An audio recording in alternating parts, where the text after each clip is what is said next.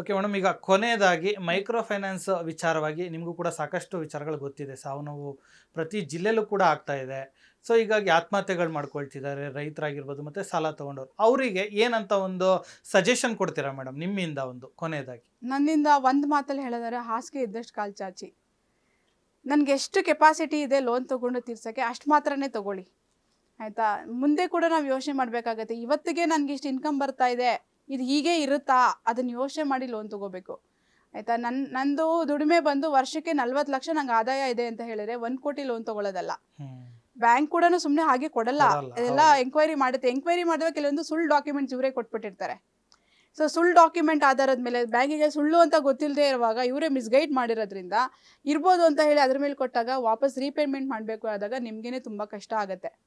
So ಏನಿದೆ loan ತೊಗೊಳ್ಳಿ, ಎಲ್ಲರೂ ಬಿಸ್ನೆಸ್ ಲೋನ್ ತೊಗೋಬೋದು, ಎಜುಕೇಷನ್. ಹಂಗೆ ನನ್ನ ಹತ್ರ ದುಡ್ಡಿಲ್ಲ, ನನಗೆ ಯೋಗ್ಯತೆ ಇಲ್ಲ, ನನ್ನ ಮಗುನ ನಾನು ಡಾಕ್ಟರ್ ಮಾಡಲೇಬಾರ್ದಾ ಮೇಡಮ್? ಮಾಡಿ, ಖಂಡಿತವಾಗೂ ಮಾಡಿ.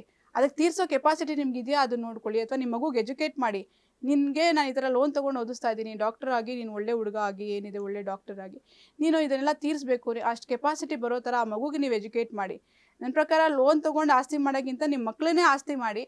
ಸೊ ಅದರಿಂದ ನಿಮ್ಮ ಲೈಫ್ ಕೂಡ ಚೆನ್ನಾಗಿರುತ್ತೆ. ಸೊ ಲೋನ್ದು ರಿಕವರಿದು ಈ ಥರ ತಲೆನೋವೆಲ್ಲ ಬರಲ್ಲ, ಆತ್ಮಹತ್ಯೆ ಯೋಚನೆಗಳು ಬರಲ್ಲ. ಸೊ ಎಷ್ಟು ಸಾಧ್ಯ ಅಷ್ಟು ಲೋನ್ ತೊಗೊಂಡು ನಿಮ್ಮ ಜೀವನನ ಸುಗಮವಾಗಿ ನಡೆಸಿ ಅಂತ ನಾನು ಹೇಳ್ತೀನಿ. Okay madam, thank you. ಸಾಕಷ್ಟು ವಿಚಾರಗಳನ್ನ ಮೈಕ್ರೋ ಫೈನಾನ್ಸ್ ವಿಚಾರವಾಗಿ ಸಾಕಷ್ಟು ತಿಳಿಸ್ಕೊಟ್ರಿ. ಇನ್ನೂ ಸಾಕಷ್ಟು ವಿಚಾರಗಳಿದೆ, ಅದಕ್ಕೂ ಮುಂದಿನ ಭಾಗದಲ್ಲಿ ಕೂಡ ನಾವು ಮಾತಾಡೋಣ.